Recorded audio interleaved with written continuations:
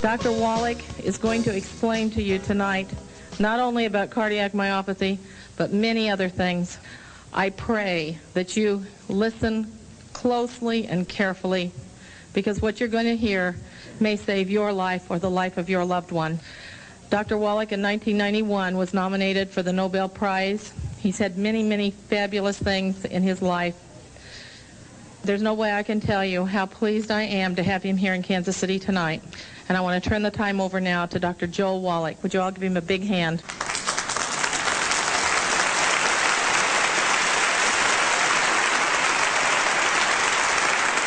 How many of you grew up on a farm or still work a farm or have anything to do with livestock? Well, I'll tell you what, you're my kind of people, because I grew up on a farm in West St. Louis County back in the 50s. And we started out with beef calves. And if you raise livestock, the only way you can make money is if you raise a lot of your own feed, for those of you who don't have that experience. And so we raised our own corn, and we raised our own soybeans and our own hay.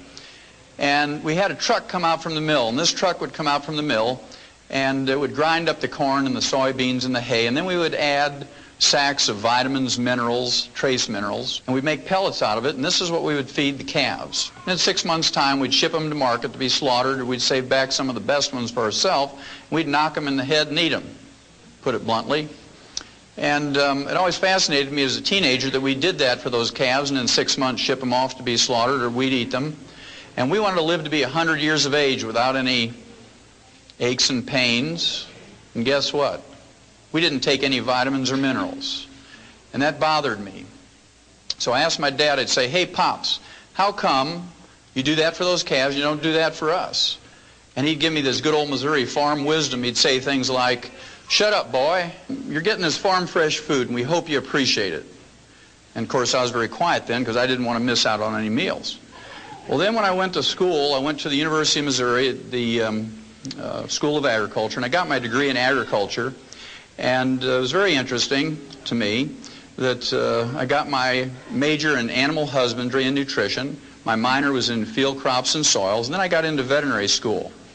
As a freshman veterinary student, I learned the answer to my question. And the answer is this: we know how to prevent and cure diseases in animals with nutrition. And the reason why we do that is because we don't have major medical, we don't have hospitalization, Blue Cross Blue Shield, we don't have Medicare, we don't have Hillary to watch out for us. If you're going to make money as a farmer, you better know how to do stuff yourself, and you better do it efficiently with feed and nutrition if you can. Well, to make a long story short, after I got out of veterinary school, I went to Africa for 2 years, and I was able to fulfill a boyhood dream. I was able to be a Frank Buck for 2 years and work with Marlin Perkins. Many of you will remember him from the Mutual of Omaha's Wild Kingdom, and he's a great gentleman. And after 2 years of working with elephants and rhino, people used to ask me, are you a small animal vet or a large animal vet? Well, I would tell them I'm an extra large animal vet because I worked with elephants and rhinos. Well, after 2 years, he sent me a telegram and said, would you come back to the St. Louis Zoo and work with us? We need a wildlife veterinarian at the zoo for a special project. We were given a $7.5 million grant from the National Institutes of Health, and what we need is a veterinarian who will do autopsies of animals that die of natural causes in the zoo. Well, I was just overjoyed to do that, and so I came back and did that. And, of course, I not only did autopsies for animals that died in the St. Louis Zoo, but the Brookfield Zoo in Chicago, the Bronx Zoo in New York, the National Zoo, the LA Zoo, and so forth. And my job, again, was to do autopsies of animals that died of natural causes in the zoo and look for a species of animals that was ultra-sensitive to pollution. This is because during the early 60s, we had just learned about pollution and ecological problems and disasters, and nobody quite knew what to do. And so I was supposed to find a species of animals that was extra sensitive to this and use them much like we did the canaries in the mine. You know, the old Welsh coal miners used to put a canary in a little wicker cage and take it down in the mine, and if methane gas or carbon monoxide would leak into the mine, the canary would drop off the perch and die first, and the men knew to get out before the mine blew up or they suffocated. Well, again, to make a long story short, over a period of some 12 years, I did 17,500 autopsies on over 454 species of animals. and 3,000 human beings who lived in close proximity to zoos. And the thing that I found out was this: every animal and every human being who dies of natural causes dies of a nutritional deficiency. And that fascinated me. It took me back to those calves. I said, gee, that's fascinating. Everybody's dying of nutritional deficiencies. And we could document this at autopsy, both chemically and biochemically and so forth, and things that you saw with the eye at the autopsy table. Well, that fascinated me. And I wrote 75 scientific articles. I wrote 8 multi-author textbooks and 1 textbook of my own. Cost $140 for medical students, and I'm sure the only thing they do is use them for door stops. And it couldn't get anybody excited. I was on 2020. I was on 1,700 newspapers. I was in magazines. I was in every new network TV that you can think of. And guess what? Couldn't get anybody excited back in the 60s about nutrition. So what I did was went back to school and became a physician to use everything I had learned in veterinary school about nutrition in my human patients. And to no surprise to me, it worked. I spent 12 years up in Portland, Oregon in general practice, and it was very fascinating. What I'm going to share with you tonight is what I learned over those 10, 12 years using nutrition with my human patients. And if you take home only 10%, it will save you an enormous amount of unnecessary misery. It will save you a gob of money, and those of you in Missouri know what that means. A gob means a lot. And will save you, and in fact, it will add on many healthful years to your life. Okay, it'll add many healthful years to your life. Well, you can't do this. You can't get these healthful years, and you can't have longevity. You can't live to your genetic potential just falling off a stump. You have to do some things. And the first thing I have to do is convince you that it is worth doing these things. Now, I'm going to start out by convincing you that the genetic potential for human beings is 120 to 140 years, our genetic potential for longevity. Okay, 120 to 140 years. There's no less than 5 cultures whose people live to be 120 to 140. Starts out in the Tibetans in western China. These people were popularized back in 1934 by James Hilton. He wrote a book called The Lost Horizon. Many of you will remember reading that. It was a Pulitzer Prize winning book way back then. And they did a movie of that in 1937. It's a very long movie, about 3 hours. You can get it from any Blockbuster video, and I would encourage you to get it and look at it when you have 3 hours. It's a great movie. And the oldest living person that has some documentation, I'm sure there's a certain amount of exaggeration in there, but there is some documentation, was a fellow, a Dr. Li, L-I, from China along this Tibetan border. And this fellow, when he was 150 years old, quote unquote, received a big certificate from the Imperial Chinese government. He was born in 1677. 150 years later, he was given a certificate by the Imperial Chinese government for being 150 years. And then when he got to be 200 years, they sent him another, 50 years later, they sent him another certificate. And supposedly he died at age 256. And as people of that nature, he was written up in the New York Times in 1933 when he died, and the London Times. And so this is fairly well documented. But he may have only been 200 years old. I don't know if he was 256. But this is the person that led James Hilton to write that story. Then there's in 1967 or 68, there was a remake of that movie. It was a color version. If you haven't seen that, it was called Shangri-La. I'd urge you to see that. Then in eastern Pakistan, there's a group of people called the Hunzas, and these people are very famous for longevity, 120 to 140. And if you've been in alternative health for any length of time, you've heard their name at least. Then in what is now Western Russia, it used to be the Soviet Union, the Russian Georgians were made famous during the 70s by Dannon yogurt. You remember the old Crimea War veterans, they'd get their uniform on, they'd hold a saber up, and they would get a cup of Dannon yogurt and smile a lot, and you're supposed to make the mental leap that it was the Dannon yogurt that made them live to be 120. Then just south of them, the Armenians, the Abkhazians, and the Azerbaijanis are famous, at least in the Soviet Union. They were studied for some 60 years because they routinely lived to be 120 to 140. In fact, in 1973, the January issue of the National Geographic, 1973, January, National Geographic did a special article on people who live to be 100 and are older. And they featured these people, and there was a great pictorial article. You know, National Geographic is very good about coming out with pictures. And 3 of these dozens of pictures that were in that article, I remember one of them was a lady who was 136 years old. She was sitting in a wicker chair with a big Cuban cigar in one hand and an 8-ounce glass of vodka in the other, and she was partying. She was having a good time. She was not in a nursing home, all slouched over and you know, ready to have somebody take another $2,500 out of her checking account. She was enjoying herself at 136. Then there was a semicircle of couples, boy, girl, boy, girl, boy, girl, and they were celebrating their 100th and 115th and 120th wedding anniversaries.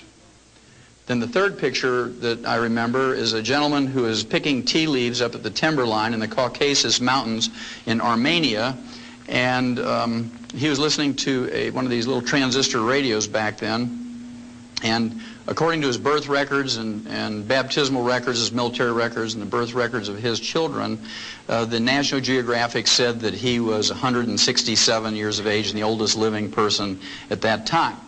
Well, in the Western Hemisphere, the Vilcabamba Indians in Ecuador are very famous. They live in the Andes.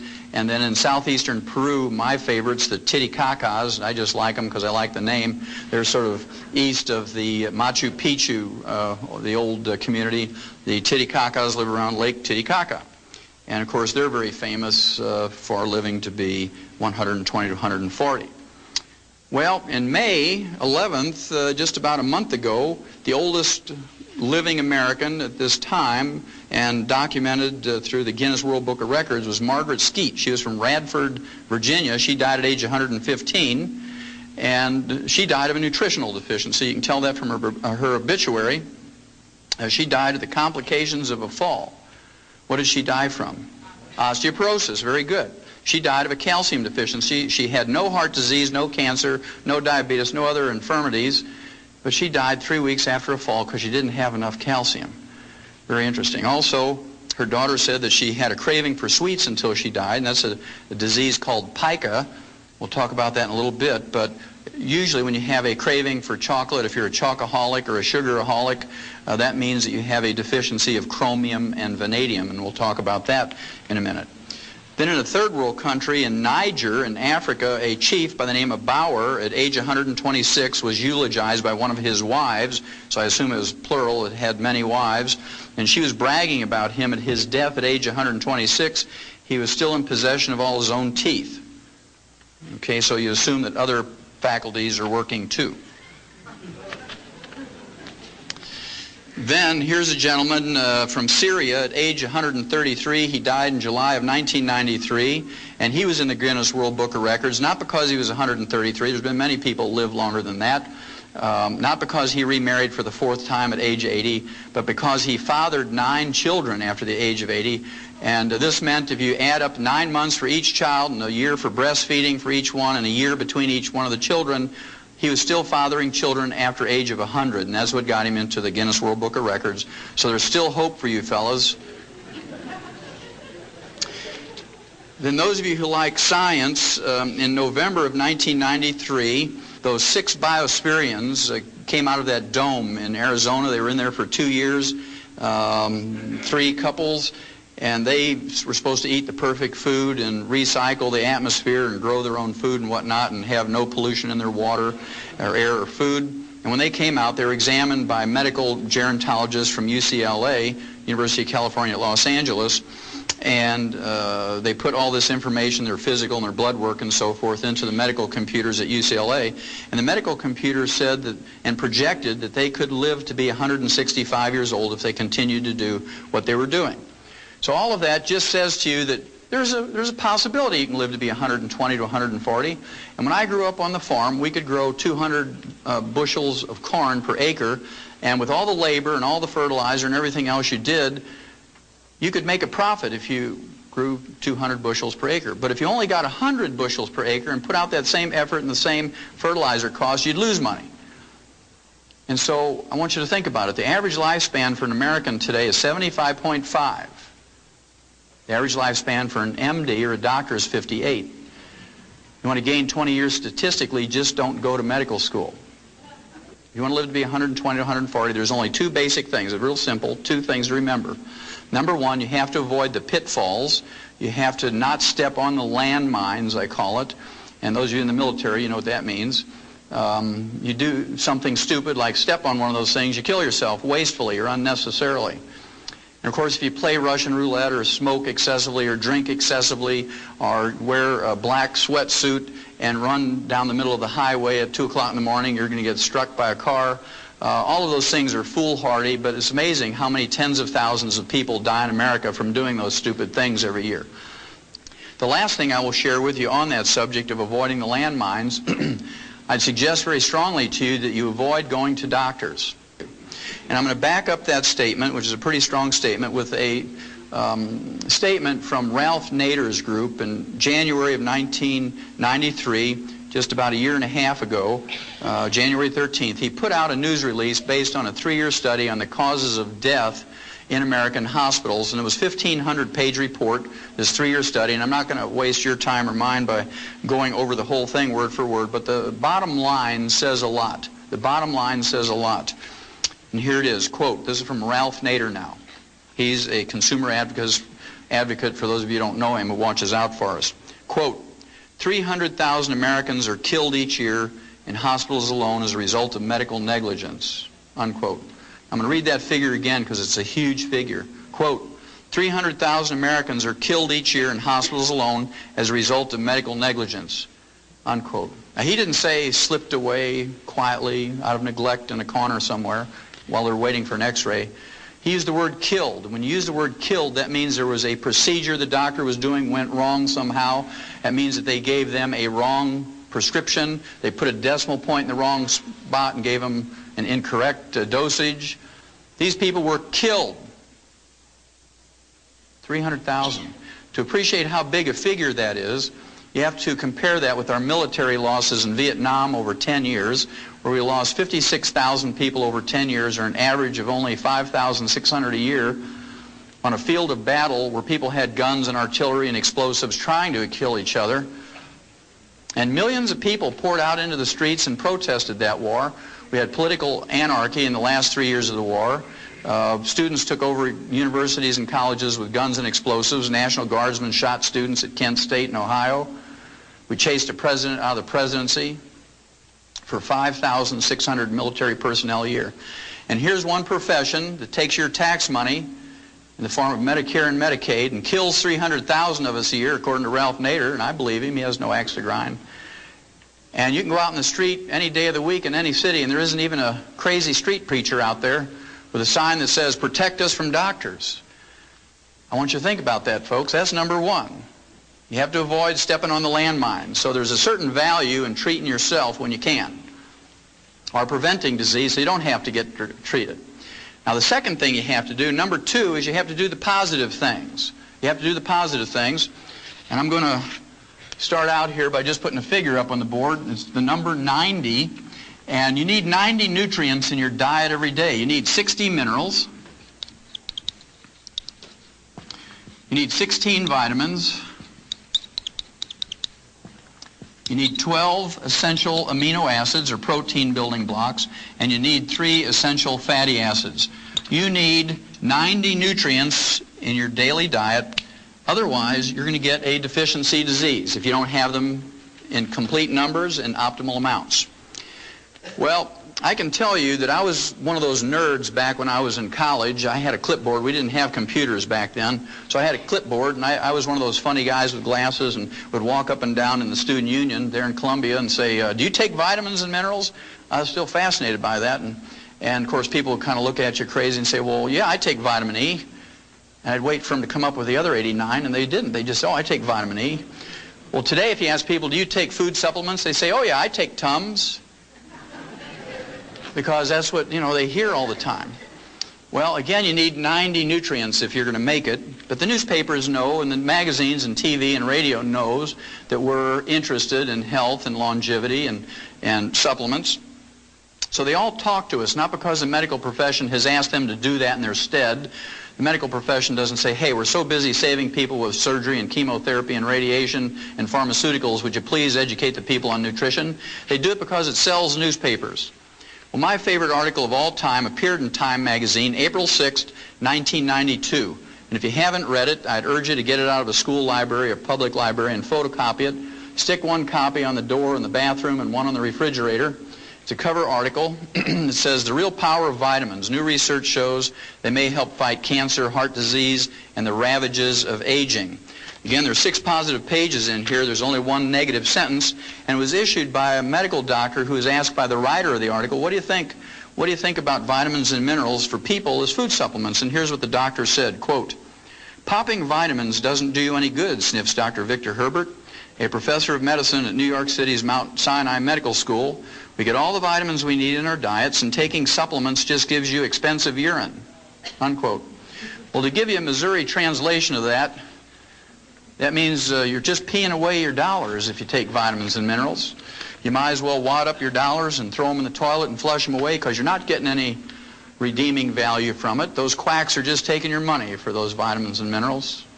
That's what he was trying to say. It got published, so it must be true, right? Well, I'll tell you what, after having done those 17,500 autopsies in 454 species of animals from around the world and in 3,000 humans, and liking to be healthy myself and having children and grandchildren in the not too distant future great-grandchildren, I'd rather pee out 50 cents or $1 a day worth of excess vitamins and minerals. It's pretty cheap insurance, because if you don't invest in yourself to the tune of $1 a day for vitamins and minerals, guess what? You're going to invest in the lifestyle of an MD somewhere. Because when you pay the medical doctor your fee for going to see him, not 1 penny of that goes to study how to diagnose or treat or prevent a catastrophic disease in a little child, like who was in here earlier, or how to prevent or diagnose or treat better breast cancer or prostate cancer in adults. Guess what that money goes for? It pays the doctor's mortgage, makes his Mercedes payment. It pays the tuition for his kids to go to medical school at Harvard. You know where Harvard is? Up in Boston. Pays the tuition for his kids to go to law school at Yale. I believe because we've made doctors wealthy. Between 1776 and the Second World War, the U.S. government spent $80 million on health care and health care research and studies.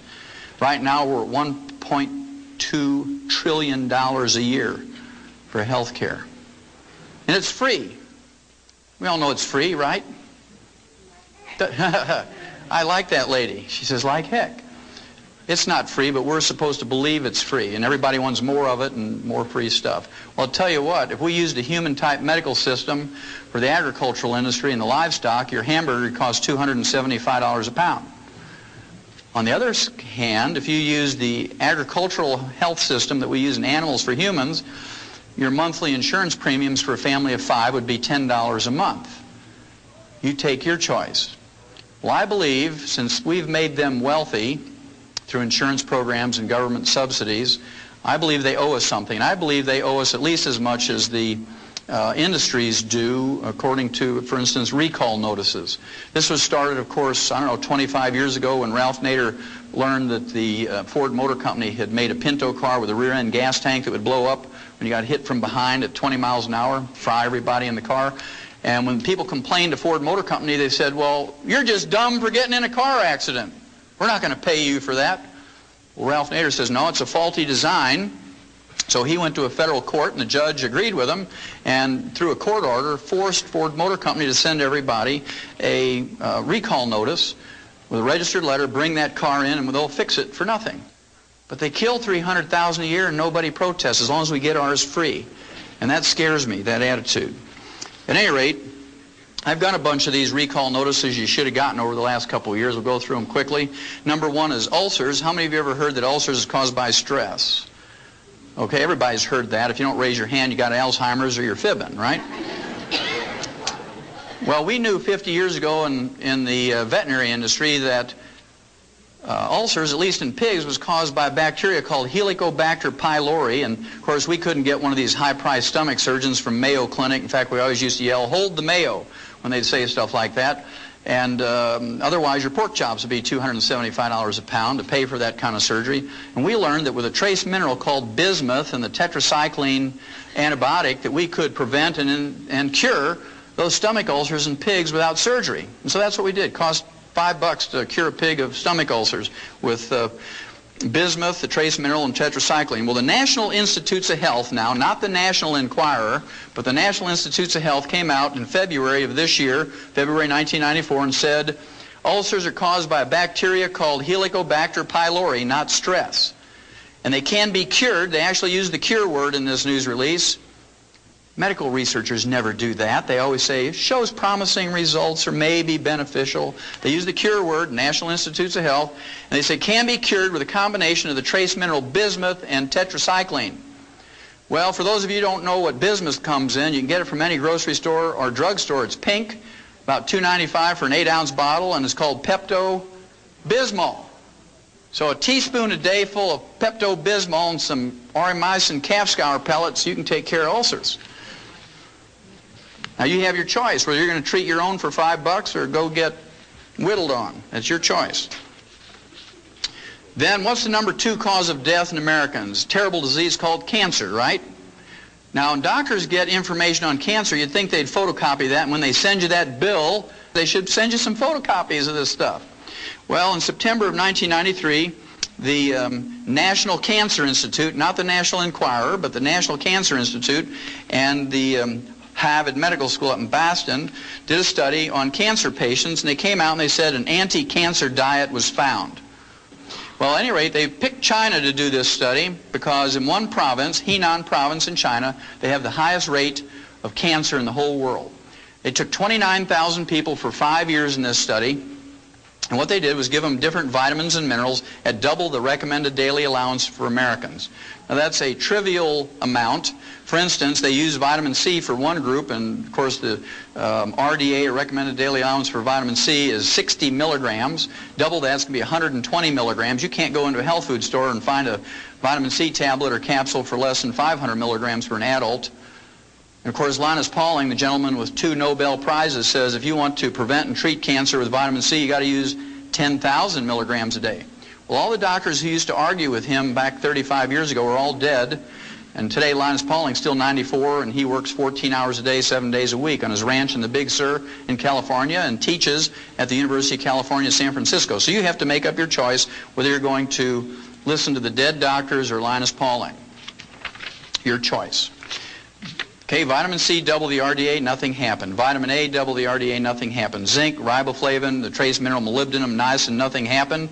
In one group, they got a major benefit. In this group, they got 3 nutrients at one time. They got vitamin E, they got beta-carotene, and the trace mineral selenium. Those 3 were at double the RDA. And if you get a 0.5% benefit in any nutritional or pharmaceutical experiment, you've made a major improvement in humanity's life. And so these articles get published. So I want you to remember that statistic. 0.5% is major benefit. Well, in this group that received the vitamin E, beta-carotene, and selenium for 5 years, deaths from all causes were reduced by 9%.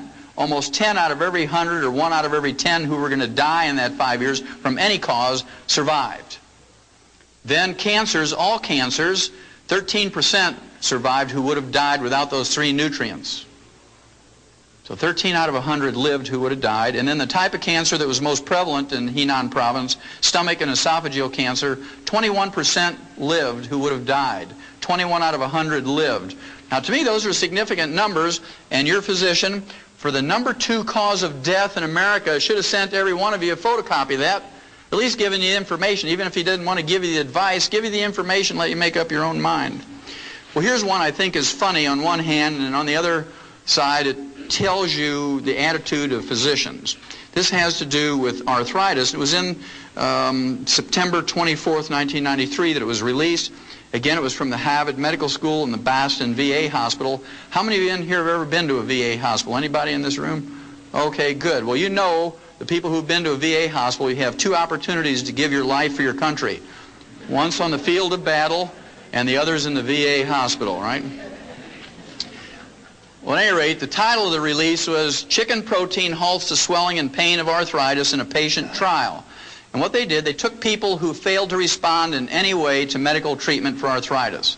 These people got gold shots, methotrexate, they got aspirin, prednisone, cortisone, everything else you can think of, physical therapy, and the only thing left for them was joint replacement surgery.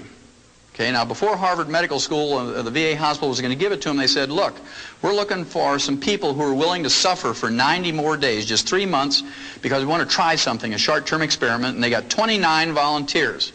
And what they did for those 29 volunteers who failed to respond in any way to medical treatment for arthritis was they gave them a heaping teaspoonful of ground-up dried chicken cartilage in their orange juice every morning.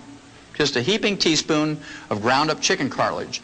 And in 10 days, according to Harvard Medical School, all the pain and inflammation was gone. These are people who didn't respond in any way to medical treatment.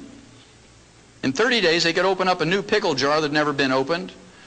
And in 90 days, 3 months, they had maximum return of function. Now, here's the funny part. The funny part comes by a statement of the guy who was the director of that study from Harvard Medical School, and here's what he said, quote, listen to the words, they're very important, quote, after 3 months it was clear that the drug was beneficial, unquote. Because it worked, chicken cartilage had become a drug. You can see he's thinking about patent numbers, and his eyes are rolling around with $300 a capsule, 20 patients, and you can just see him calculating, right? That means if you go to Kentucky Fried Chicken and you buy a bucket of chicken, throw away the skin and the meat and eat the ends off the bones, you're practicing medicine without a license. And if you go to a Kentucky Fried Chicken in the middle of the night, in the dark of the night, and you go to their dumpster and you root through there and you collect 2 5-gallon feed buckets full of chicken bones, and you take them home with a hammer and you pound off the ends of those bones and dry your own cartilage in the microwave, you know, you're manufacturing a pharmaceutical, and the FDA is going to put you in jail. Well, if that's a little messy for you, and you don't want to pay those lawyer fees, you can go into any grocery store and get some Knox gelatin. Women know about Knox gelatin because it's good for your fingernails and your hair and your skin. It has the raw materials for chicken cartilage, has the raw material for your cartilage, because it's made out of beef cartilage and beef tendon. And if you take 2 of those little half-ounce envelopes a day in your orange juice, and you take it with an ounce per 100 pounds of body weight of colloidal minerals, next time I come by here in 3 months, you're going to run up on this stage and hug me and kiss me if you got arthritis. How many of you ever heard of Alzheimer's disease? Everybody's heard about it today. 50 years ago, when I was a little kid, there was no such thing as Alzheimer's disease. It's a new disease, one of those things that just sort of happened. Now it's a major disease. 1 out of every 2 people who reach age 70 get Alzheimer's disease. Pretty scary. Well, we learned 50 years ago in the animal industry how to prevent and cure in the early stages Alzheimer's disease in livestock. Can you imagine how much a farmer would lose if the pigs were all laying there scratching their heads saying, why am I here? Where is the feed box? Because if they're not gaining a couple of pounds a day, you're losing money, right? So we learned in the agricultural industry how to prevent and in the early stages cure Alzheimer's disease. And we do it with high doses of vitamin E and low intakes of vegetable oil. You say, Wallach, that's crazy. High doses of vitamin E. Well, you should have got a recall notice from your doctor in July of 1992 because the University of California, I mean, we're talking about a sophisticated research medical school here. University of California, San Diego came out and said, vitamin E eases memory loss in Alzheimer's victims. Now, they're only 50 years behind on that from veterinary medicine, so you might be safer going to a veterinarian. Then how many of you in this room ever had a kidney stone? Anybody in here ever get that, kidney stone? Okay, I see a few in here. What's the first thing a doctor told you to give up nutritionally when you got your kidney stone? Give up calcium. No dairy. No dairy. None of those vitamin mineral things with calcium in them because they have the stupid, naive, ignorant belief. That's pretty intense.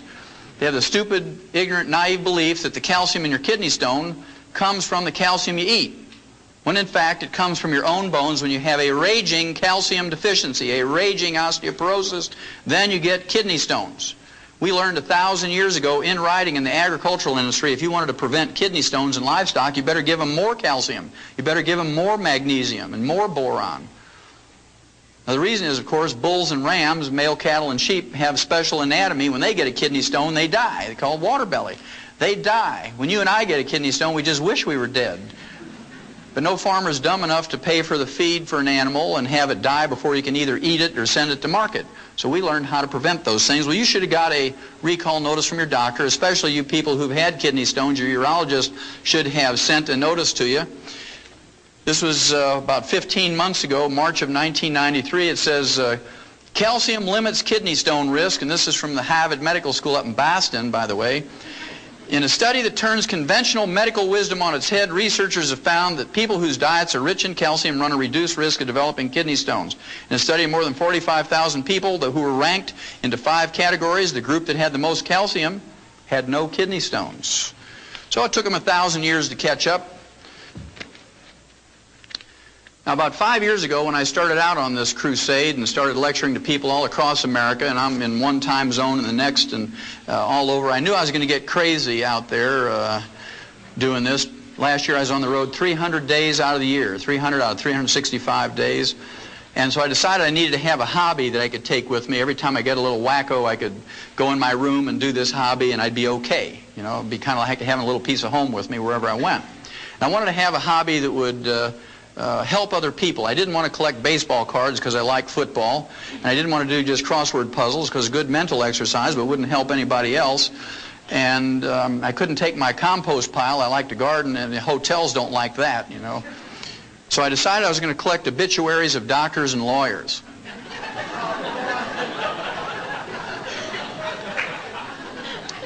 Now, as crazy as that sounds, remember I told you the doctors live to an average age of 58, and we live to 75.5. And here's a group of people, professionals, who pontificate to you and tell you, well, this is what you need to do. You need to give up salt and no caffeine, and you need to not eat butter and eat margarine and do all these crazy things. And they die at age 58 on the average. And, of course, all those people who live to be 120 to 140, they put a chunk of rock salt in their tea every day, and they drink 40 cups of tea a day, 40 chunks of rock salt, and they cook with butter instead of olive oil, and they live to be 120. So who are you going to believe, the people who live to be 58 or the people who live to be 120? It's your choice. Anyway, I got a few of them here, some of my favorites. This is Dr. Stuart Cartwright, age 38. He dropped dead in his home. He was a family practitioner of a ruptured aneurysm. That's a ballooning of an artery that's a weakened artery because of the fragmenting or the brittle condition of the elastic fibers in arteries. Just like when you hit a chuck hole with your car tire and you break the cords in there and you get a balloon. He dropped dead like he was poleaxed, okay, right in his home from a ruptured aortic aneurysm. Now we learned in 57, aneurysms are caused by a copper deficiency. We had a pilot project, 250,000 turkeys, and we made complete food pellets where you put all the 90 nutrients in there. And in the first 13 weeks, fully half of those turkeys died. 125,000 of them. Farmers were out there every morning picking them up by the bushel basket. They took them to the state diagnostic labs, and they were autopsied, and they found out that they all had died from a ruptured aortic aneurysm. So they doubled the amount of copper in there, and the next year they tried to raise 500,000 turkeys, and they didn't lose a single turkey from a ruptured aortic aneurysm. And they ran that experiment in mice and rats and rabbits and dogs and cats and calves and sheep and pigs and whatnot, and guess what? They found out that there's a whole series of diseases that are caused by a copper deficiency. Gray hair is the first sign. When you start getting gray hair, regardless of your age, you got a copper deficiency. You get skin wrinkles because the elastic fibers in your skin are going. Those little crow's feet around your eyes and facial and body skin wrinkles. You look like you're a little prune drying up. Okay. Then, of course, there's the varicose veins. Varicose veins. That's caused by an elastic fiber breakdown. Then, of course, parts of your body begin to sag. Under your arms, your breasts, your bellies, your legs, all this stuff starts sagging. And you can go to a cosmetic surgeon or plastic surgeon if you want, but it's a lot cheaper and a lot more effective and a lot safer if you just take some copper. Okay, well, Dr. Cartwright may have had a medical degree, but he didn't have expensive urine, so he died of something that even a turkey wouldn't die from. Then here's one. This fellow, he was a doctor's doctor, Dr. Martin Carter. He almost made it. He died at age 57. He got his medical degree from Harvard Medical School and his PhD in medicine from Yale. And of course, he was autopsied by the best because he was a doctor's doctor. He said, quote, "The cause of death was a ruptured aortic aneurysm," said Dr. Jules Hirsch of the Rockefeller University Hospital, unquote. What did he die from? Copper deficiency. See, he didn't have expensive urine either. Then here's an attorney. She was so famous, she was from Detroit, age 44, Ellen Joyce Alter. She was in the New York Times obituary. She made the big time. And, of course, she probably had steel buns because she belonged to one of those private health clubs. All these gals want steel buns, you know, doing their little exercises. But she didn't have expensive urine because she died of a ruptured cerebral aneurysm. When they don't do an autopsy, the symptoms could be called a stroke or subdural hemorrhage, but very frequently they're caused by a ruptured aneurysm, which is a copper deficiency. She didn't have expensive urine. How many of you here have ever heard of a guy by the name of Stuart Berger? Stuart Berger. He wrote 5 best-selling books on health and diets and nutrition. He got his medical degree from Tufts Medical School, which is a very fine medical school in Boston, not too far away from Harvard Medical School. And the books he wrote included The Southampton Diet for Weight Loss. He wrote Forever Young, 20 Years Younger in 20 Weeks, and How to Be Your Own Nutritionist. And he died at age 40.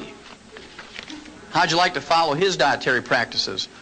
He died at age 40 of cardiomyopathy, which is a selenium deficiency. The same cause as white muscle disease or stiff lamb disease, and any farmer can go to a feed store and get selenium pellets or selenium injections, things like Celotoc and Bozy and so forth. And Dr. Stuart Berger, a guy who wrote 5 best-selling books on nutrition, died of a nutritional deficiency. He didn't have expensive urine. Now, you can totally prevent cardiomyopathy for 10 cents a day. And if we don't do it, we're malignant dumb, I like to call it. You're malignant dumb if you don't take in 10 cents a day worth of selenium. It's a waste of your life. That's one of those landmines you can avoid.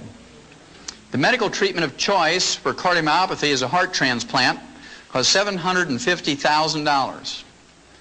I want you to think about that. They get the heart free from a donor. They get the blood free for the surgery from the relatives. They use $2.50 worth of suture material. And they charge us $750,000 for that procedure. Now, 6 months ago in LA, when they had the earthquake, they were putting people in jail for 60 and 90 days for price gouging for selling these terrified people a gallon of water for $4. They put them in jail for price gouging for selling them a gallon of water for $4. Now, to me, that's entrepreneurialism. You know, that's being in business for yourself. If you had a way to distill water and make water, and you had a car and you could get in there and sell those people a gallon of water for $4, hey, more power to you. Because if you go to a 7-Eleven and buy a quart of Evian water, it's $1.29. So 4 of those quarts is $5.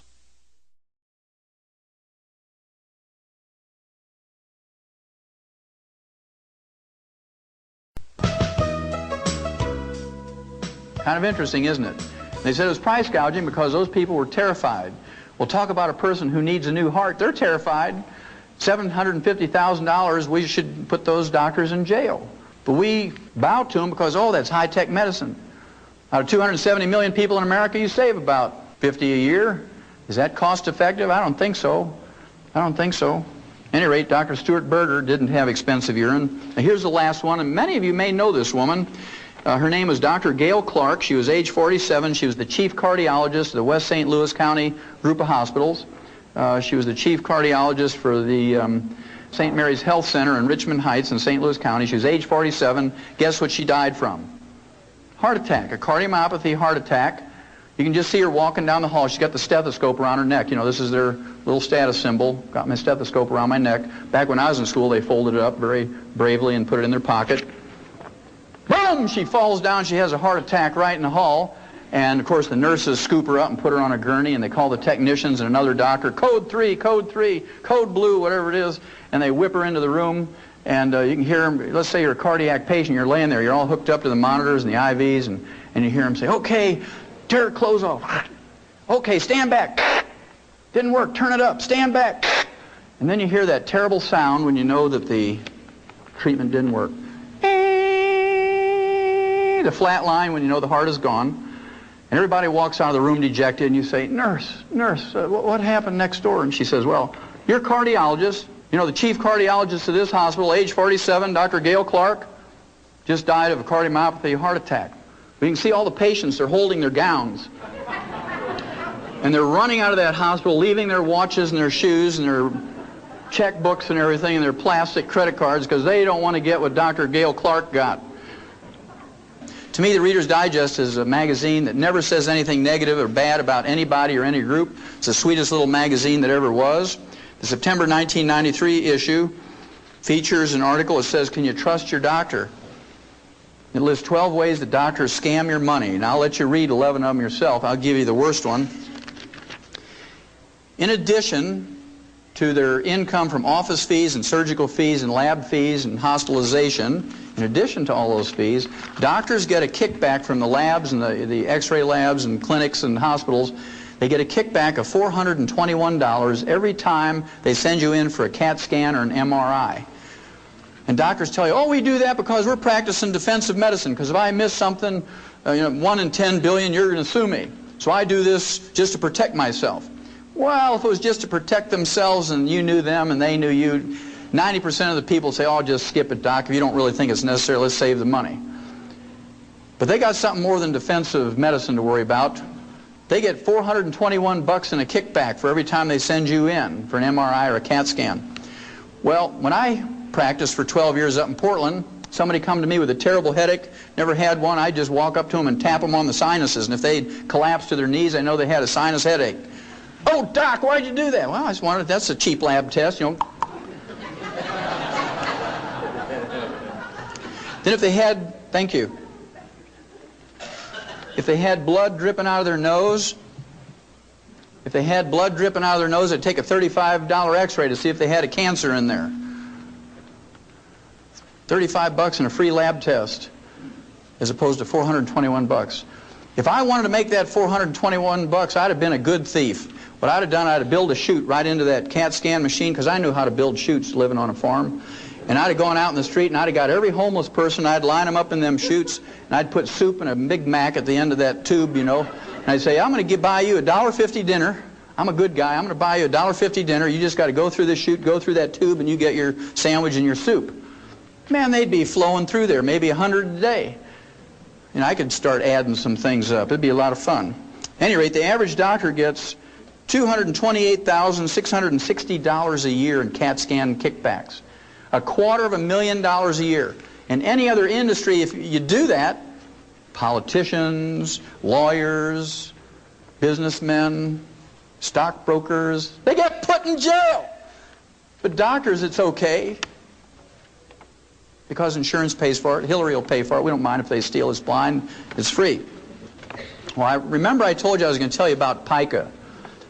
Pica is a funny disease, P-I-C-A. I'm not talking about the type style that you see in typewriters and computers, but pica is a disease that farmers know about. In horses, it's called cribbing, when they chew on the feed bunk, the wooden feed bunk. You know you better give them some minerals, otherwise they're going to eat that feed bunk. Also, in cattle, dairy cattle especially, where they're losing lots of minerals through their milk all the time, intensive milking, you'll see them picking up big rocks in the creek and chewing on them, or they'll chew on barbed wire, or maybe you'll see them walking down through a path with a deer bone in their mouth or something, or a shingle. That's called pica. And a good farmer or husbandryman knows you better give them some minerals, otherwise they're going to eat the barn or something. In human beings, we see this at funny times. Pregnant women are notorious for pica. In the middle of the night, they'll elbow their husband and say, hey, you better get up, I want some pickles and ice cream. They're craving minerals because that fetus is pulling minerals out of their body, and they need some more minerals. And so it's recognized as a craving for things like sweets and salt and so forth. We see this in pregnant women. I used to have people come to my practice and they say, Doc, do I need to go see a shrink? I said, why is that? Well, I wake up in the middle of the night and I go outside with a spoon and I eat dirt.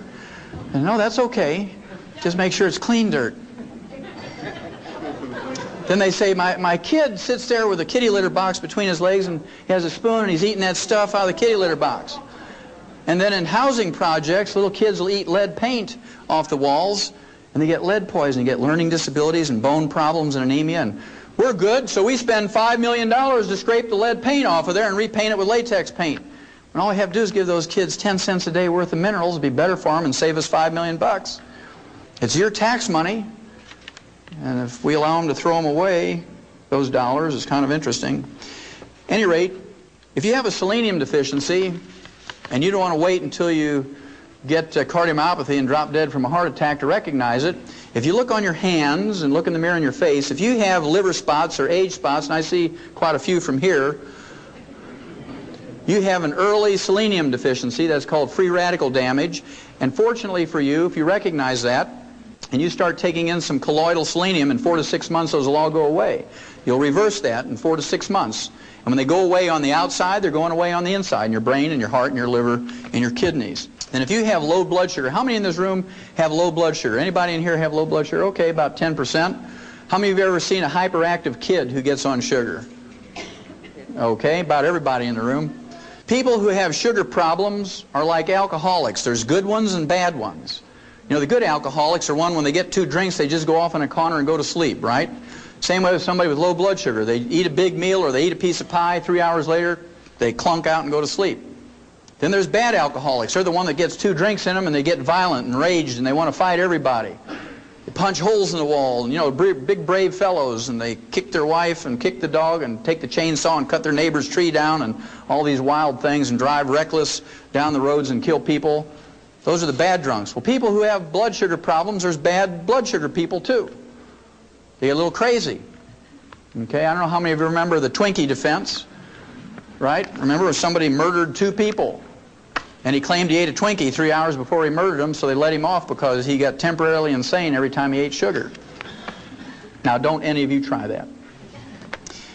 Well, chromium and vanadium deficiency will result in these sugar problems. Low blood sugar, and if you let it go on for any length of time, you develop diabetes, chromium and vanadium. Then a tin deficiency, the early symptoms of a tin deficiency are male pattern baldness. I see a lot of tin deficiency in this room. Yes. And if you let it go on for any length of time, you get deafness. Then there's a boron deficiency, and you gals should know about boron because it helps you keep the calcium you take in your bones so you don't get osteoporosis. Boron. Also, it helps you make estrogen. It helps you fellas make testosterone. If you don't take in enough boron, you ladies are going to suffer miserably going through menopause. Okay, you're going to have all those terrible symptoms. You fellas don't get enough boron, can't make testosterone, you won't know whether to lead or follow on the dance floor. You're going to be confused. She's saying he's got a boron deficiency. Then in laboratory, oh, I should tell you too, we said this on the show today, those of you may not have heard it, some of you didn't hear the whole show. The first symptoms of a zinc deficiency is you lose your sense of smell and your taste. You say, oh, you know, food just doesn't taste good anymore, and you don't have a cold or anything like that, and you say, your wife says, well, aren't you excited about dinner? I spent the whole day in the kitchen cooking dinner. He said, well, I didn't smell anything when I walked in. You know, he's got a zinc deficiency. Well, in laboratory animals, there's some 7 rare earths. These rare earths are trace minerals you need in lesser amounts than you need trace minerals, and they actually double the lifespan of laboratory animals. They've not been proven in humans yet, but I'm not going to wait 500 years for doctors to approve it. They're still arguing over vitamin C and calcium, right? So I'm just going to do it. Didn't kill any laboratory animals, just doubles their life, and it's not a drug. These rare earths are called lanthanum, praseodymium, neodymium, samarium, europium, ytterbium, and thulium. There must be a reason why they're named after Old Testament cities. Well, remember I told you we needed 90 nutrients, we need 60 minerals, we need 16 vitamins, 12 essential amino acids, and 3 essential fatty acids. And of course, we're lucky in that plants as a group can make most vitamins, amino acids, and fatty acids. Plants can do that because they just take carbon out of the air and make carbon chains to make vitamins, amino acids, and fatty acids. But you have to eat 15 to 25 different plants a day in the right combinations to make this happen. Theoretically, it's possible, but most Americans don't do it. The average American thinks if they eat some potato buds out of a Betty Crocker box, they're eating a vegetable. Okay, so you got to be careful what you're considering a vegetable. Then, of course, people want to do right by their doctor, and they eat low-fat turkey breasts, and they put a half a jar of mayonnaise on there, and they put it between 2 slices of Wonder styrofoam bread. Remember that stuff you can insulate your house with and put in your shoes when you get a hole in the shoe? I remember when I was a kid 50 years ago, it was a lot of fun because we have Wonder Bread. We didn't have TVs back then on the farm. We didn't even have dryers that went round and round, so the only thing you could do in the wintertime was sit in the kitchen and wonder at a loaf of Wonder Bread. And it had the blue and red and green, yellow balloons on there. And if you read the label as many times as I do, you know it said things like, helps build bodies at 12 ways. And about 15 years later, the FDA made them change it to help build your body 8 ways. Now, if you go to the store and look at Wonder Bread wrappers, it just says Wonder Bread. So it kind of gives you a clue. So even though this is theoretically possible, it's not likely to happen that you're going to get your vitamins, amino acids, and fatty acids in proper proportions from your diet. And so if your life is as valuable to you as mine is to me, and my children's and my grandchildren's is to me, I would make sure that I take in all my vitamins and amino acids and fatty acids, because I guarantee you won't make it to 120 or 140 if you don't. You're just not going to do it. Now, minerals are another story. We have a tragic story when it comes to minerals, because plants cannot make minerals in any way, shape, or form, and if they're not in the soil anymore, they're not in our plants. And we have for you, when you leave, a free copy of a summary of U.S. Senate Document 264.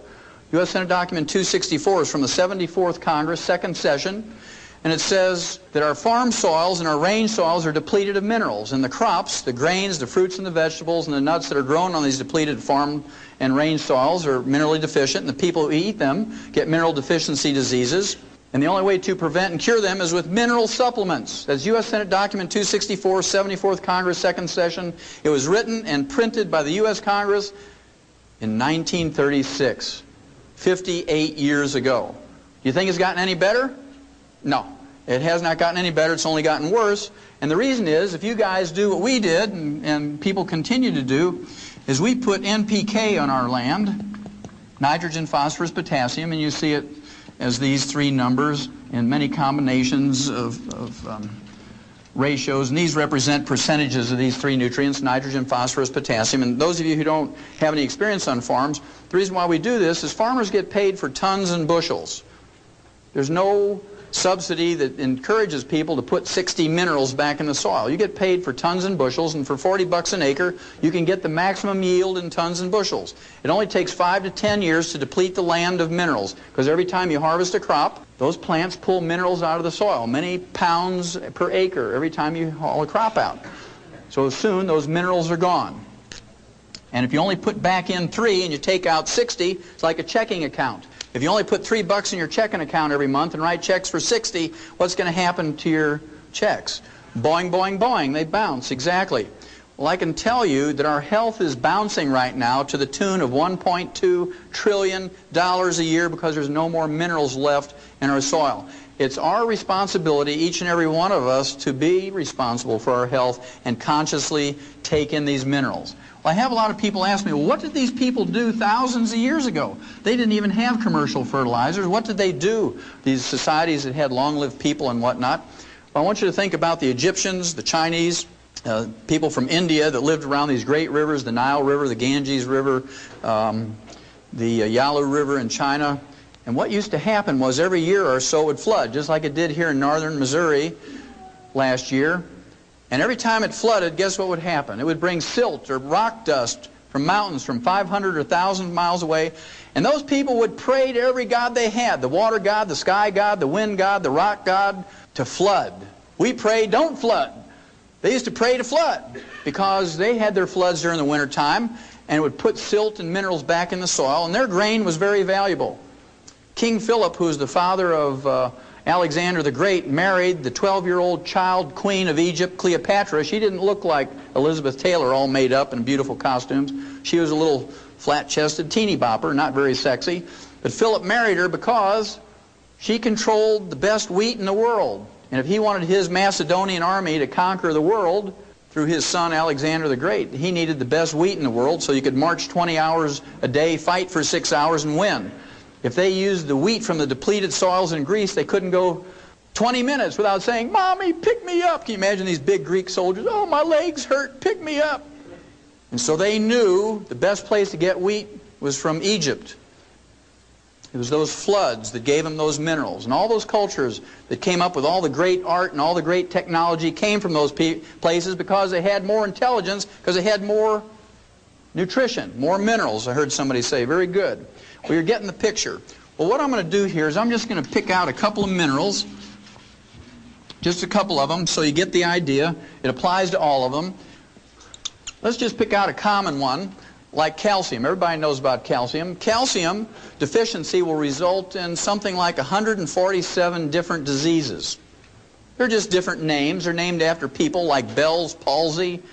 Bell's palsy is, you know, everybody knows about that. One side of your face sags. It's not a true stroke. It just affects your facial muscles. It's caused by calcium deficiency. We'll talk about it in a little bit. But everybody knows about this one, osteoporosis. It's the number 10 killer of adults in the United States. It's very expensive. It costs you $35,000 each for each hip to replace. It's okay. It's free. Insurance or Medicare or Hillary will pay for it. It costs you $70,000 for both hips. As expensive as it is, and the number 10 killer, remember, Mrs. Skeets from Radford, Virginia, aged 115 years of age, she died of complications of a fall. We don't have osteoporosis in animals, and it's because of farmers we don't have osteoporosis in animals. It goes like this. You have a pasture with 100 cows in it, and this year you didn't have any calves, you can't repay your operating loan, you're in trouble. Right? Because you paid for the feed and the vet bill and mowed the pasture and fertilized and maintained the fence and fed the cows and all this, that, and the other. You don't have any calves, you can't pay back the operating loan and make any money. So you call the vet out and you say, do I get rid of these cows? What happened here? And he examines the cows. He says, nothing wrong with them. He says, let me look at the bull. And he says, aha, here's your problem. That bull has osteoporosis of both hips, can't breed the cows, didn't have any calves. He says, I'll tell you what, though. He says, you give me $70,000. He says, I'll put 2 new hips in that bull. Next year you'll have some calves. Well, the first thing that farmer says is, stand back, Doc. Boom! He blows that bull away with a deer rifle, and while the kids are grinding the bull up with a grinder and cutting roast and steaks off that bull, the farmer's chewing on a straw and saying, now, Doc, pushes Stetson up a little bit, and he says, you know, you know I wasn't going to pay you $70,000 for that old bull. He says, I can get a new bull every year for 70 years for that. He says, but every once in a while I get a bull that throws good calves. I'd like to keep them. Is there any way I can prevent that osteoporosis thing from happening to a good bull? He says, well, yeah. He says, if you'll give a bull calf 10 cents worth of calcium every day after he's weaned, he'll never get osteoporosis. The farmer says, no, wait a minute, Doc. You mean if I give that bull 10 cents a day worth of calcium from the time he's weaned, I can prevent a $70,000 disaster? He says, oh, yeah, it's that simple. He says, you mean all I have to do is give up a half a cup of coffee a day to do that? He says, yeah, that's it. He says, I choose that one. He says, I'll give up the half a cup of coffee. And that's what we have to think like, okay? Then there's receding gums. Dentists and periodontists will tell you that if you want to prevent and cure receding gums, you better floss and brush after every meal. If you believe that works, I have some oceanfront property in Montana to sell you. If you all know your geography, you know that doesn't work. Now, as a veterinarian, I've seen hundreds of thousands of animals of all kinds: mice, rats, rabbits, dogs, cats, sheep, pigs, horses, lions, and tigers, and bears, and they don't get receding gums. And they don't floss. Now, they do get funky breath, but they don't get receding gums. Well, if you want to smell something, you just let a camel breathe on you, boy. Well, the reason we don't have receding gums in livestock is because we've dealt with the osteoporosis problem. Receding gums is not a deficiency of flossing. It's, in fact, osteoporosis of the jaw bones and of the facial bones. So if you have gingivitis or receding gums, you have advanced osteoporosis. Those bones around your teeth are melting away little bit by little bit every day. And if you take your teeth out at night and put them in a glass next to your bed and that fizzy stuff, you have major advanced osteoporosis because all your bone has melted away. Okay?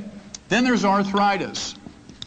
We talked about that a little bit earlier. Remember the chicken cartilage or the Knox gelatin? 85% of all arthritis is caused by osteoporosis of the joint ends of the bones. You're talking about degenerative arthritis, osteoarthritis, sciatica, lumbago, rheumatism, all those sorts of things. They're caused by osteoporosis of the joint ends of the bones. I want you to think about something for a minute. If you don't take a pain reliever or an anti-inflammatory for that arthritis, let's say you get arthritis of the hips, you're going to kind of favor that a little bit, aren't you? You're going to get a cane or a walker or crutches. You're going to favor it, and so you don't put any weight on it. I want you to think about that for just a second, because then I want you to think about driving your tractor in a field, or you're driving a Mercedes down the highway, either one, doesn't matter, whichever you love more. And let's say you didn't put the nut on that oil pan real tight and all the oil drained out. And that light on the dashboard comes on and says, I'm getting hot, you better give me some oil. And that light irritates you. So you stop, you open up the hood, you get your clippers out, you know, your fence clippers, and you clip the wire to that light and you close the hood and you just keep driving. Would you do that to your tractor or your Mercedes? No, you wouldn't. But we take those pain relievers for arthritis and we go out there and square dance and do the Texas two-step and do our 5-mile walks and our aerobics. That pill works real good, Doc, because it killed my pain. And you're just wearing that thing off faster and faster. Then your doctor's really going to get rich because you need joint replacement surgery. Then there's hypertension. This is one of my favorites, so I'll put a star over here. Hypertension is high blood pressure. What's the first nutritional thing that a doctor will tell you to give up nutritionally when you get high blood pressure? Give up salt. Everybody knows that one. That's been ingrained in our head. Well, they must think we're dumber than cows, because what's the first thing you put out for your livestock, and it's about that big? A salt block. No farmer is going to be economically viable if you don't put a salt block out for your livestock. They're going to die. Your veterinary bills are going to go crazy. But we're supposed to believe that we don't need salt. And you can get everything you need out of your lettuce and your whole wheat bread and stuff like that. Well, don't believe that one either. If you believe that, I got some more oceanfront property in Montana for you. Remember, those long-lived people put a big chunk of rock salt the size of a big black Concord grape in every cup of tea, and they drink about 40 cups of tea a day because they live at high altitudes where it's very dry. They have to keep hydrated. And they put butter in their tea. They put 2 pats of butter and a chunk of rock salt. They don't put the pink stuff or the blue stuff or skim milk or, what does he call it, cremora or whatever it is. Okay? Guess what? The doctors who live to be 58 tell you no salt, no butter. And the people who live to be 120, they put in butter and salt. So you got to make some choices. Well, they took $30 million of your tax money, and 2 years ago, after a 20-year study, they came out and said that they took 5,000 people with high blood pressure, they took them off their medication and put them on a reduced salt diet, a restricted salt diet, and they all died. No big surprise, but somebody got a PhD degree and everybody was happy, right? But when they looked at this results, they said that, oh, only 99.7% of the people didn't get any results from that before they died. 0.3% did get some result, dropped their blood pressure 1 point before they died by restricting their salt. So the referees who judged that article said, oh, doesn't matter, you might as well let high blood pressure patients eat salted peanuts and dill pickles and salt their food to taste, because it doesn't matter. In fact, worrying about the salt is more stress than taking the salt.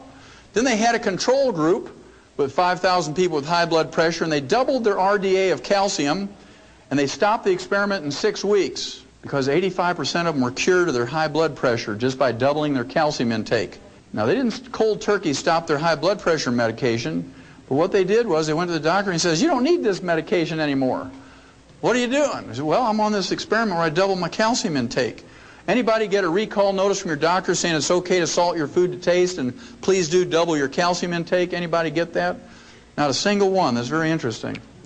Then, of course, there's insomnia. That's where you roll around all night and you wake up in the morning, you're more tired when you went to bed. That's insomnia. Of course, doctors have 2 treatments for that. They have Halcyon, which is a sleeping pill, and they have barbiturates. And they kill about 10,000 people a year with overdoses of those things, but that's okay. It's a prescription, and they're watching out for us.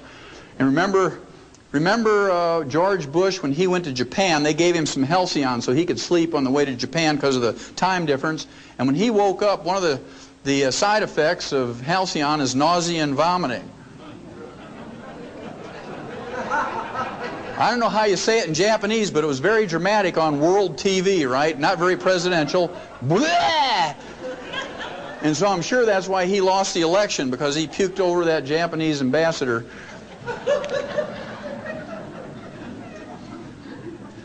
And then, of course, there's kidney stones. And then there's bone spurs, heel spurs, and calcium deposits. Again, physicians will tell you the first thing to give up nutritionally is calcium and dairy, because they have this foolish belief, the stupid belief, the ignorant belief that the calcium in kidney stones, bone spurs, heel spurs, and calcium deposits come from your diet, when instead it only comes from your bones when you have a raging osteoporosis. And when you get these things, you need more calcium, not less. Then there's cramps and twitches. You wake up in the middle of the night and your foot is all cramped up around your neck and you say, Lord, take me from the knee down. I'm not going to make it till morning. We've all experienced that. That's very common. Then there's PMS, premenstrual syndrome.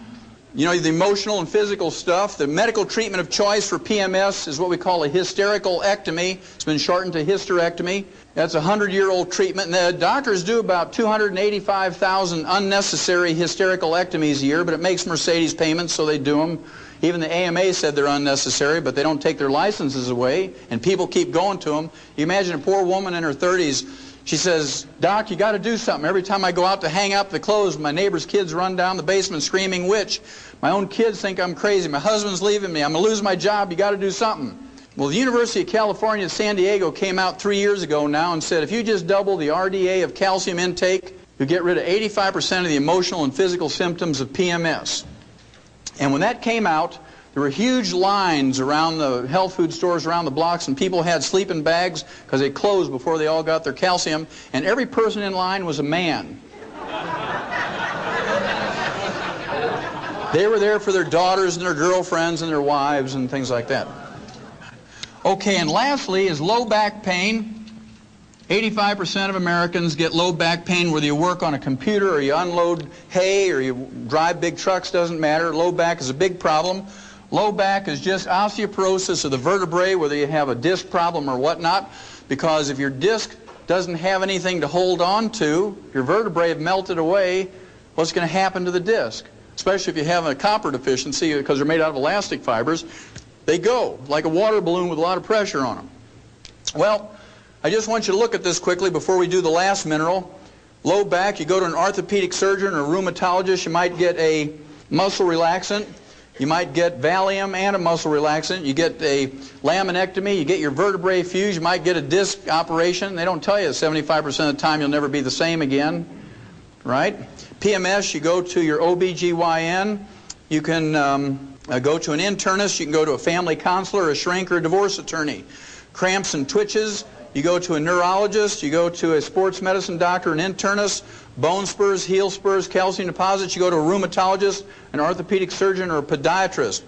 Kidney stones, you go to a urologist or an internist or a surgeon. Insomnia, you go to a shrink or a sleep clinic or an internist. Hypertension, you go to a cardiologist, an internist, or a surgeon. Arthritis, a rheumatologist, a orthopedic surgeon or an internist. Receding gums, you go to a dentist or a periodontist. Osteoporosis, you go to all those health specialists, including a Tums salesman. For nothing more than a calcium deficiency. It costs you 10 cents a day to deal with. Now, on the average, because Americans have insurance and we have Medicare and Medicaid, we spend on the average $25,000 to $250,000, and we undergo 5 to 10 surgical procedures a year for a calcium deficiency. And we beg the doctors to do it. We beg the doctors to do it. Well, it's our choice. The last one I'll share with you is diabetes. Everybody's touched by diabetes. It's the number 3 cause of death in adults in the United States. Number 3 cause of death. And it has terrible complications and side effects, diabetes. The side effects include blindness of many kinds. Then there's a kidney failure with dialysis and kidney transplant. There's cardiovascular disease of all kinds. And of course that contributes to the number 1 cause of death, which is the number 1 cause of death. Then there's amputations. Everybody ought to have one of those because they're totally paid for in their health thing. They assume that you're not just going to get one because you want to get everything on your health benefits. And then you shorten your life because if you have diabetes, on the average, you have a shorter lifespan than someone who doesn't have diabetes. Now, we learned in 1957 in the animal industry that we could prevent and cure diabetes with 2 trace minerals. That's a pretty profound statement, that we could prevent and cure diabetes with 2 trace minerals in 1957 in animals. It was published in Federation Proceedings, which is the official journal of the American Science, the National Institutes of Health. The official monthly journal was August 1957. Well, the 2 trace minerals that you can get to prevent and cure this are chromium and vanadium. Vanadium alone, according to the University of Vancouver, British Columbia Medical School, vanadium alone will replace insulin in adult onset diabetics, which represent 85% of all diabetics. Of course, they can't quit their insulin cold turkey. They got to gradually wean off of it. It takes 4 to 6 months for most people to slowly wean off of insulin if they're taking in adequate amounts of chromium and vanadium. I've seen it work on hundreds and hundreds of people. Now, to me, this is criminal, because if you write to Hill's packing company that makes Science Diet dog food, they're right over here in Topeka, Kansas. I don't know if I'm pointing west, but that way, okay, they're all saying that way. Topeka, Kansas, they manufacture Science Diet dog food and other Science Diet product, high-tech foods for animals. If you write them and say, how many minerals exactly is in Science Diet for dog food, they'll write you back and say there's 40 minerals. You write Checkerboard Square in St. Louis, Ralston, Purina, and say, just how many minerals are in your rat pellets for laboratory rats? And they'll say there's 28 minerals. I'll give anybody in this room a crisp new $100 bill if you can find me a human infant formula in a grocery store that has more than 11. So our dogs get 40 minerals. Remember, that's what Mike Murphy was saying. His dog never seems to get sick because he's getting this canned dog food with all these vitamins and minerals in there. So our dogs get 40 minerals, our rats get 28 minerals, and our human infants get 11. Is that fair? No, that's called fraud. Doesn't matter if you're talking about SMA, Similac, Isomil, Pro Soy B. In fact, that's why they call Similac Similac, because it lacks everything.